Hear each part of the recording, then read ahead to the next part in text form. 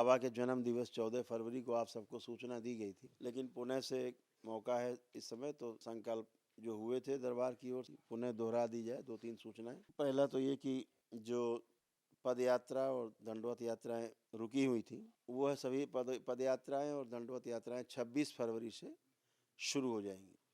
सभी लोग कर सकेंगे, जो ज़रूरतमंद लोग हैं जिनको आवश्यकता है कर सकेंगे। दरबार ने सुविधा प्रदान की है कि जो असहाय लोग हैं नहीं कर सकते, उनके पास कुछ नहीं, इस प्रकार करके अपना दरबार से आस्था विश्वास श्रद्धा के दम पर जो एक दिवसीय पुण्य है वो प्राप्त कर सकते हैं। लेकिन इसमें केवल 3 लोग ही रख पाएंगे। जो पद यात्रा या दंडवत यात्रा से एक दिवसीय पुण्य मिलेगा, उसमें सिर्फ आप 3 लोग ही रह पाएंगे, क्योंकि ऊर्जा 3 लोगों के लिए रहती है, असाध्य लोगों के लिए होती है, तो 3 लोग ही रख सकते हैं। 3 लोगों के लिए जो महावन होता है उनमें भी 3 लोग को ही मिलता है पुण्य।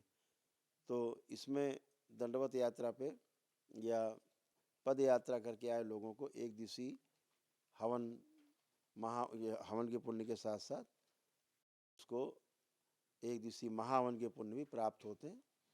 तो इसलिए सभी लोग 3 लोग ही रख पाएंगे। पहली बात, ज़्यादा रखते हैं, कोई दीक्षा नहीं लेता, कोई संकल्प नहीं लेता, तो फिर समस्या होती, लोगों के रोग कष्ट आप में खींचते हैं जो दीक्षा ले चुके होते हैं। तो ये ध्यान रहे कि इसमें दीक्षा लेना तत्काल अनिवार्य है। जैसे ही पहली पूर्णिमा आए दीक्षा लेना अनिवार्य है, पहली अमावस्या आए तो अमावस्या करना अनिवार्य है, अन्यथा हवन के पुण्य क्षीण होंगे, फिर कोई फायदा नहीं होगा उसका, इसलिए ध्यान रखेंगे। बाकी जो वनडे करके जो दरबार में आते हैं, वनडे करते हैं, जैसे आप लोग बैठे हैं दरबार में, आपने वनडे किया है, आप दरबार में धन खर्च करके ब्राह्मण देवता आपको वनडे कराते हैं। उसके बाद जो भी संकल्प प्रार्थना या आगे की प्रक्रिया है जैसे करते हैं, वो सारी प्रक्रिया अवश्य करनी है। जैसे रुद्राभिषेक है, महामृत्युंजय का हवन है, घर में एक सिद्ध हवन करना, वो सारा जैसे वनडे के लोग करते हैं वैसे ही पुण्य प्राप्त होने के पश्चात आपको करना है।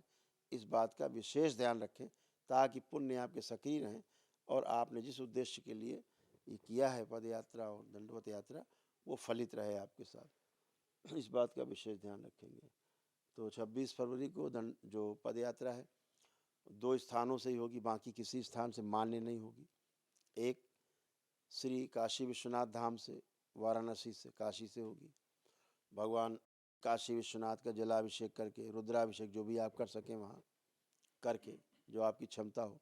और माता अन्नपूर्णा का स्थान है, वहाँ पर शक्तिपीठ है, अंदर ही शक्तिपीठ के दर्शन करके, माँ के दर्शन करके, और वहाँ से अपना जल लेकर के गंगा जी से स्नान करके और श्री करुण शंकर महादेव धाम कानपुर के लिए प्रस्थान करेंगे। ऐसे ही श्री वृंदावन धाम से, वहाँ गोपेश्वर महादेव है, दरबार है, जाएं, जमुना जी हैं स्नान करें, गोपेश्वर महादेव को स्नान कराएं, जलाभिषेक करें, जो आपकी क्षमता हो, रुद्राभिषेक करें, और उसके पश्चात वहाँ से श्री बिहारी जी के दर्शन करें और करके जल लेकर के वहाँ से श्री करुण शंकर महादेव धाम कानपुर के लिए प्रस्थान करें। यहाँ शिवलिंग पे आके भोलेनाथ को अर्पित करें। तो इस तरह से आपको एक दिवसीय पुण्य की प्राप्ति होती है और तमाम दरबार की मान्यता है, यहाँ की आस्था विश्वास श्रद्धा है कि आपके तमाम रोग कष्ट जाते हैं, कष्ट जाते हैं। साथ में दंडवत यात्रा कानपुर के सरसैया घाट से शुरू होगी।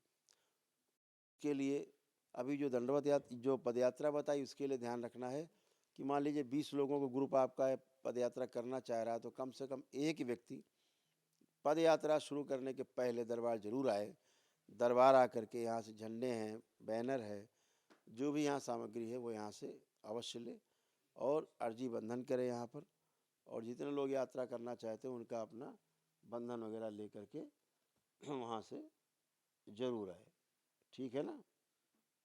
तो इस बात का विशेष ध्यान रखना है कि यहाँ पर अर्जी बंधन करके तभी पद यात्रा शुरू करें। इसी प्रकार से दंडवत यात्रा जो लोग करेंगे वो लोग दरबार में आ करके, पहले दरबार आ करके, जैसे 26 की दंडवत यात्रा शुरू हो रही कानपुर के सरसैया घाट से, तो वो 4 दिन की पदयात्रा कम से कम होगी संभवतः। तो दरबार ने जगह जगह व्यवस्था कर रखी है रुकने की और भोजन की, रास्ते में सभी प्रकार के कार्यक्रम, चिकित्सा की, रास्ते में एम्बुलेंस की, सब व्यवस्था दरबार करके रखी है। तो इस बात का ध्यान रखना है कि पहले 25 तारीख को दरबार आना है, दरबार में यहाँ हाजिरी लगानी, अपना अर्जी बंधन करना है सब लोग, और उसके पश्चात यहाँ से पद यात्रा करते हुए 25 तारीख को अपना श्री सरसैया घाट पहुँचे। कानपुर कचहरी के बगल में है, जेल के बगल में, बड़े चौराहे के पास सबसे प्राचीन घाट है वहाँ का सरसैया घाट। वहाँ पर भी अपना रुकना बैठने की व्यवस्था रहेगी, वहाँ रुक करके और अगले दिन वहाँ से दंडवत यात्रा प्रारंभ करेंगे। इस बात को विशेष ध्यान, यहाँ से 25 को पद यात्रा शुरू करेंगे, जो यहाँ से शुरू होगी 11 बजे से 12 बजे के बीच में शुरू हो जाएगी सरसैया घाट के लिए, ताकि वहाँ समय से आप पहुँच सकें, और अगले दिन वहाँ से दंडवत यात्रा आप करते हुए दरबार वापस पहुँचेंगे। 4 दिन की यात्रा होती है। तो ये आपको सूचना देनी थी, इसको अपने हिसाब से आप अपनी सुविधा अनुसार करेंगे। दूसरा एक सूचना दी गई थी कि 11 मार्च की जो तपस यात्रा थी, जो पद यात्रा हमारे द्वारा दरबार द्वारा होनी थी कानपुर से करौली धाम से और श्री काशी विश्वनाथ धाम के लिए, वो सूचना आपको दे दी गई कि वो लोकसभा चुनाव को दृष्टिगत रखते हुए और उसको स्थगित किया गया है, ताकि कोई ऐसी कोई घटना ना हो जो किसी प्रकार के लॉ एंड ऑर्डर में समस्या बने। तो इसलिए दरबार ने उसको स्थगित किया है। चुनाव के बाद इस यात्रा को समय देख करके और उसको शुरू किया जाएगा। इस बात को भी नोट रखेंगे क्योंकि वो यात्रा निरस्त है। तीसरी एक सूचना दी गई थी कि दरबार के तमाम दीक्षित भक्त हैं जो दीक्षा ले चुके हैं दरबार से, सारी प्रक्रिया पूर्ण करके 9 हवन की प्रक्रिया कर रखी है उन्होंने, तो 9 हवन की प्रक्रिया करके और उनको ऐसा महसूस होता है कि उन्हें एक दिवसीय अनुष्ठान की आवश्यकता है। दरबार उनको बताता है कि जो असाध्य रोग हैं आपके यहाँ, लगभग रहते हैं सभी के यहाँ, असाध्य रोग, उनकी पीड़ा, उनके कष्ट, वो सब नष्ट हों, उसके लिए एक विराट ऊर्जा की आवश्यकता है, एक दिवसीय अनुष्ठान की आवश्यकता है। तो बहुत लोग धनाभाव के कारण नहीं कर पाते हैं, तो दरबार ने उनको भी एक विशेष रूप से व्यवस्था की है कि उनको 15 जून तक, अब से लेके 15 जून तक, यानी कल भी शुरू कर सकते हैं 15 जून तक इस तरह से ये व्यवस्था खुली रहेगी। जो लोग 14 फरवरी के पहले के दीक्षित भक्त हैं, बाबा के जन्मदिन के पहले के दीक्षित भक्त हैं, वो यहाँ पर सब कंप्यूटराइज है, पूरा लिखा पढ़ी में रहता है ये सब।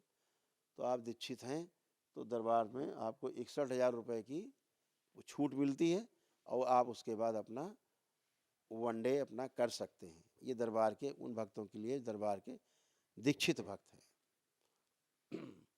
ये दीक्षित भक्तों के लिए खुला है, बाकी किसी के लिए नहीं है। सब लिस्टेड है दरबार में कौन दीक्षित है, तो उनके लिए है, तो वो कर सकते हैं। तो ये सब आपके लिए सूचना है। बाकी आप लोग सब स्वस्थ रहें और मस्त रहें। दरबार बाबा माँ की कृपा आप सब पे बरसती रहे, भगवान भोलेनाथ माता कामाख्या की कृपा आप पे बरसती रहे। आप सभी स्वस्थ रहें, सुखी रहें और प्रसन्न रहें। हरि हर।